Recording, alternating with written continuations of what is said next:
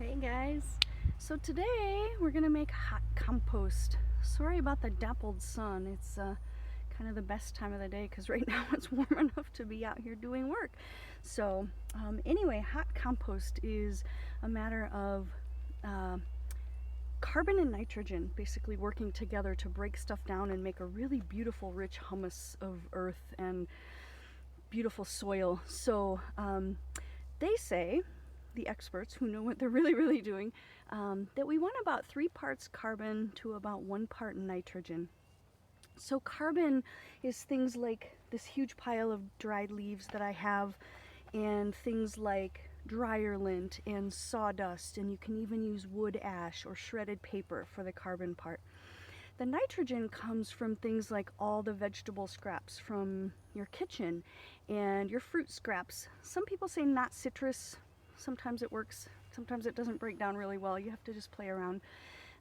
Nitrogen also comes from things like eggshells and coffee grounds and tea, like loose bulk tea once you've used it. So I have quite a conglomeration of things, and basically I call this a compost lasagna. So I'm gonna get to work here and kind of explain what I'm doing and show you at the same time. Here we go. So what I've got now already, so Mark built this beautiful little composting bin. It's probably about 4 feet high. It's said that the ideal dimensions for a compost pile is about 3 foot high by 3 foot wide and 3 foot deep. Some people go up to 4 feet, but you can do it with less, and I don't know that you'd want to do it with more, but you know, maybe you could. So we're gonna go with the 3-to-1 ratio very loosely. I don't take things too seriously, and and that's by volume and not by weight. So what I've done already is take a bunch of the old dried leaves that we raked up from the garden out here, and I've created a really nice platform of about 6 inches of leaves. So that's the carbon part. Now I'm going to take the grass clippings and the kitchen waste, and I'm going to layer that on top, and then I'm going to wet it. Okay, so we're going to probably end up with several layers. I'm just going to scatter this on.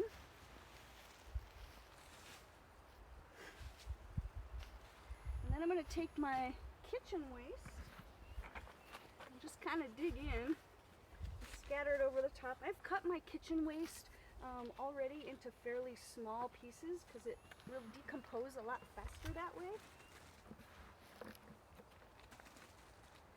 There's a bunch of that good stuff. And then I've got some dryer lint that I just collect, and I'm just going to toss that in.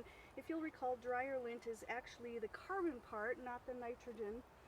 So I'm going to kind of toss some of that in there. And then I'm going to wet it down.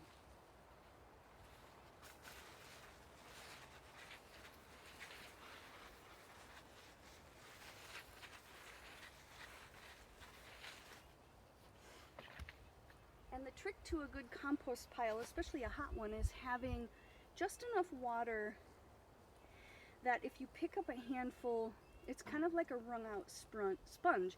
You don't want it dripping wet because then it won't break down, it'll mold and get nasty.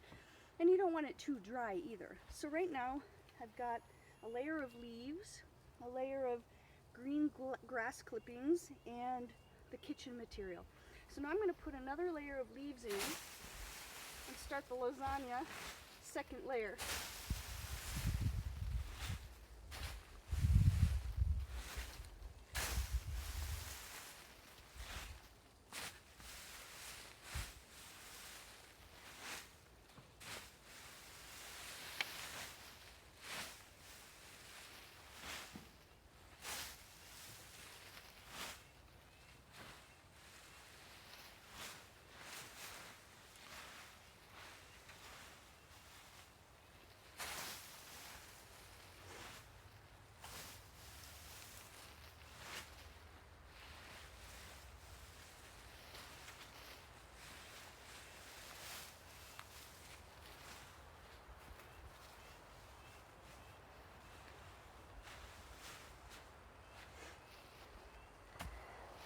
Okay, and then I'm going to keep going. So I have a layer of leaves. Now I'm going to add some more grass.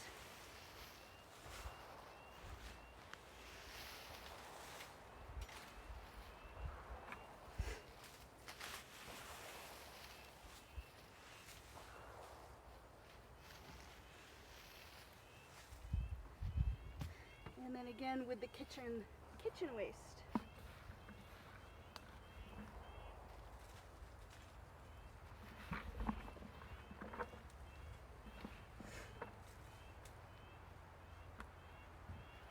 And now back to the rest of the dryer lint.